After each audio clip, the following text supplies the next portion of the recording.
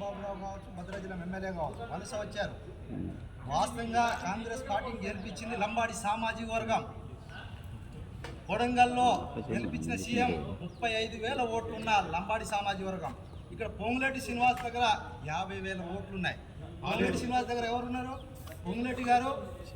ఇవాళ లంబాడి సామాజిక వర్గాన్ని తొలగించాలని కుట్రలో భాగం చేస్తున్న తెల్లం వెంకట్రావు నీ శిష్యుడు ఇప్పుడు డబ్బులు ఇచ్చి కాంగ్రెస్ పార్టీలో అక్కడ ఉన్న మాజీ ఎమ్మెల్యేని ఓడించి బీఆర్ఎస్ తరఫున గెలిపించి మళ్ళీ కాంగ్రెస్కి తీసుకెళ్ళి వాస్తవం కాదా?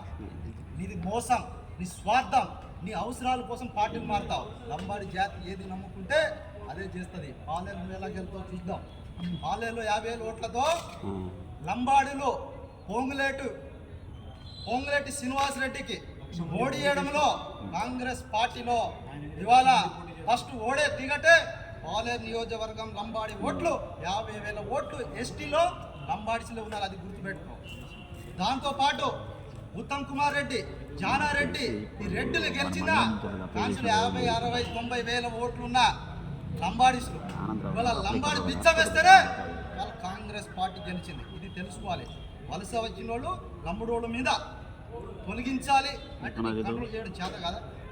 మా లంబడోళ్ళు ఎమ్మెల్యేలు ఉన్నారు, మినిస్టర్లు ఉన్నారు, వాళ్ళకి చూపెడతారు. మా వాళ్ళ మీద నోరు నొక్కిస్తావు, వాళ్ళకేమో అవకాశం ఇస్తావా? నీ స్వార్థం ఏందో కనబడుతుంది రెడ్డిల రాజ్యం. కాబట్టి రేపు వస్తా ఉన్నాం. నువ్వు ఏం చేస్తావో తెలియదు. సీటు ఎక్కించుకుంటావా, నెత్తి మీద ఎక్కించుకుంటా తెలియదు. కానీ నోరు కానీ కంట్రోల్ చేయకపోతే వాపసు సుప్రీంకోర్టు వాపసు తీసుకోకపోతే భవిష్యత్తులో లంబాడి కొత్తగూడెం నుంచి హైదరాబాద్ వరకు నీతో లడాయికి సిద్ధం. ఇది జేఏసీ డిమాండ్.